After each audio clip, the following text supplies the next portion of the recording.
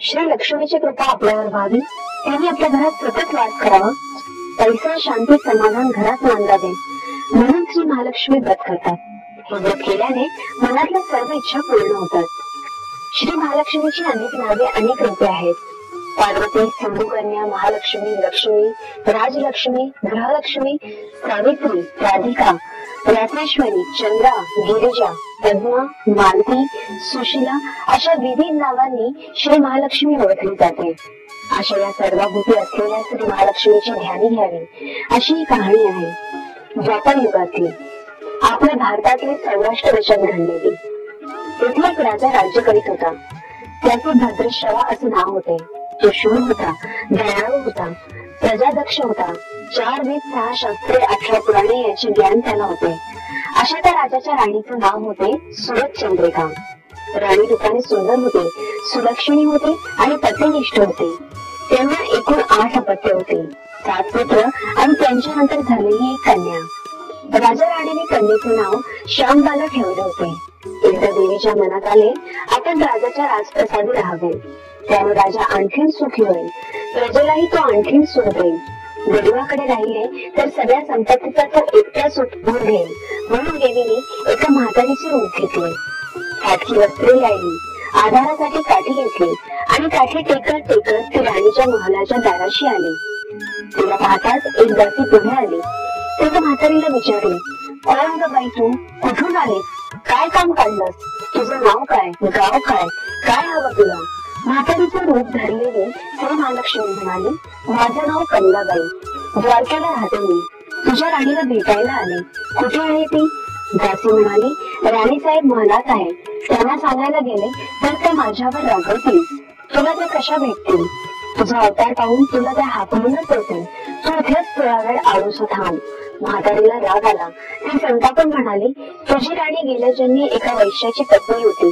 तो वैश्य फार गरीब होता, त्यावरून त्या दोघांची नेहमी भांडणी होत. नवरा तिला मारहाण करी. या त्रासाला कंटाळून एक दिवस ती घर सोडून गेली आणि जंगलात उपाशी तापाशी भटकू लागली. तिची ती अवस्था पाहून मला तिची दया आली. मी तिला ऐश्वर्य, सुख आणि संपत्ती देणाऱ्या श्री महालक्ष्मीच्या व्रताची माहिती सांगितली. त्याप्रमाणे तिने ते व्रत केले. त्याच्या व्रताने महालक्ष्मी प्रसन्न झाली. तिचे दारिद्र्य संपले, तिचे घर संपत्ती समृद्धीने भरले, तिच्या जीवनात आनंद भरला. मृत्यूनंतर लक्ष्मी व्रत केल्यामुळे त्या दोन्ही पती पत्नी लक्ष्मी लोकात वैभवात राहिले. या जन्मी त्यांचा जन्म राजकुळात झाला आहे. देवीच्या कृपेने ती आता राणी पदावर बसली आहे. म्हातारीचे बोलणे ऐकून दासीच्या मनात जिज्ञासा निर्माण झाली. तिने म्हातारीला पाणी दिले, नमस्कार केला आणि म्हणाली, मला सांगाल ते व्रत? मी करीन ते नेमाने, उठणार नाही, वाचणार नाही, घेतल्यावरचा टाकणार नाही. म्हातारीने दासीला लक्ष्मी व्रताची माहिती सांगितली. मग ती उठलेल्या काठी टेकत निघणार तेवढ्यात राणी तरा महालातून बाहेर आली. पाठव्या वस्त्रातून म्हातारीला पाहताच तो संतापली आणि उर्मटपणे म्हणाली, कोण का तू थेरडे, इथे कशाला आलीस, जा इथून. तिने पुढे होऊन म्हातारीला घालवून दिले. ती म्हातारी म्हणजे प्रत्यक्ष महालक्ष्मीच होती. हे राणीला कळले नाही.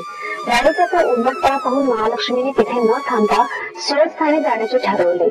राणीचा महाल सोडून म्हातारी निघणार तोच एक मुलगी मृतबगीने बाहेर आली. ती मुलगी होती राजकन्या श्यामबाला. तिने येऊन म्हातारीला नमस्कार केला आणि कळवळून म्हणाली, आजी रागवू नका, माझी आई चुकली, तिच्यासाठी मला क्षमा करा, मी तुमच्या पाया पडते. राजकन्याचे ते बोलणे ऐकून श्री महालक्ष्मीला तिची दया आली. तिने श्यामबालाला लक्ष्मी व्रताची माहिती सांगितली. तो दिवस मार्गशीर्ष महिन्यातला पहिला गुरुवार होता. पुढे त्या दासीने लक्ष्मी व्रत केले. तिची स्थिती सुधारली. दासीपण सोडून ती संसार सुखाने करू लागली. राजकन्या श्यामबालानेही भक्तिभावाने सांगितल्याप्रमाणे महालक्ष्मी व्रत केले. सगळे नियम धर्म पाळून दर गुरुवारी तिने ते व्रत केले. शेवटल्या गुरुवारी उद्यापन केले. लवकरच श्यामबालाचा विवाह सिद्धेश्वर नावाच्या राजाच्या मालाधर नावाच्या राजपुत्राशी झाला. तिला राजवैभव मिळाले. लक्ष्मी व्रताच्या प्रभावाने तिचा संसार सुख समाधाने चालू लागला.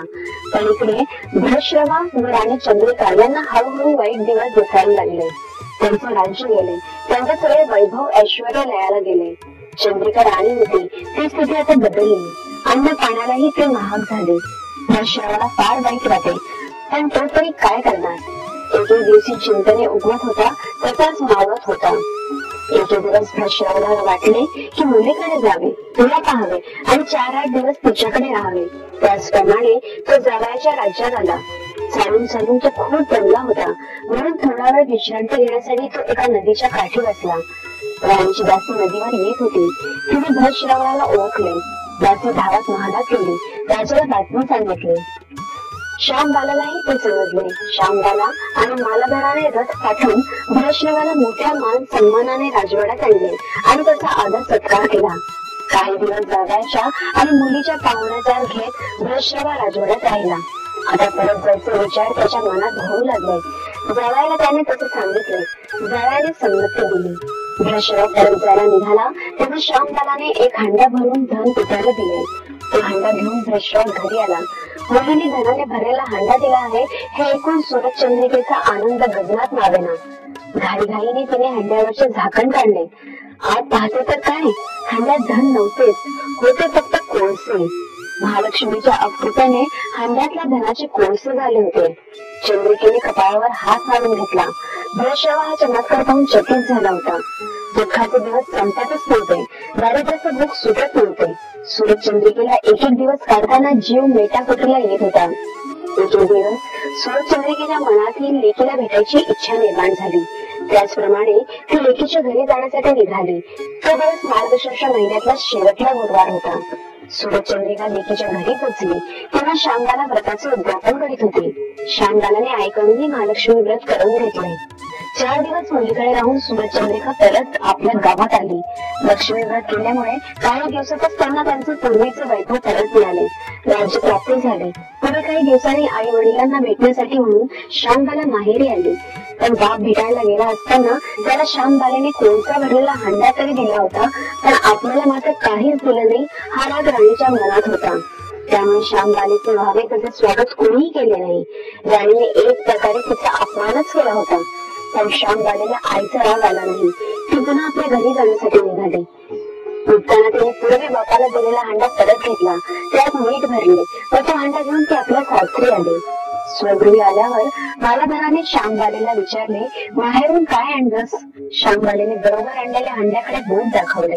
मालाधाराने झाकण काढून आत पाहिले तर हांड्यात मिठाचे खडे. मालाधाराने चकित होऊन पत्नीला विचारले, हे काय? या मिठाचे काय उपयोग? श्यामबाला म्हणाली, थोडं थांबा म्हणजे कळेल. त्या दिवशी श्यामबालाने कुठल्याही पदार्थात मीठ घातले नाही. सगळेच पदार्थ अळले. मालाधार जेवायला बसल्यावर त्याने त्याला सगळे पदार्थ आणले. सगळे जेवण त्याला अळणी लागले. मग श्यामबालाने पाण्यात थोडे मीठ काढले. अन्य पदार्थात ते मिसळताच भेसळ अन्नाला चव आली. हा मिठाचा उपयोग. श्यामबाला पतीला म्हणाली. मालधारालाही तिचे म्हणणे पटले. थोडक्यात जो कोणी महालक्ष्मी व्रत श्रद्धेने आणि मनोभावाने करतील त्यांना श्री महालक्ष्मी प्रसन्न होऊन त्यांच्यावर तिची कृपा होईल. पण श्रीमंती आल्यावर सुद्धा माणसाने उठू नये. नित्यनेमाने श्री महालक्ष्मी व्रत करावे. देवीचे मनन चिंतन करावे, म्हणजे देवी सदैव तुमच्या पाठीशी उभी राहील, तुमची कामना पूर्ण करेल. महालक्ष्मीची ही कथा कहाणी गुरुवारची सुपर संपूर्ण.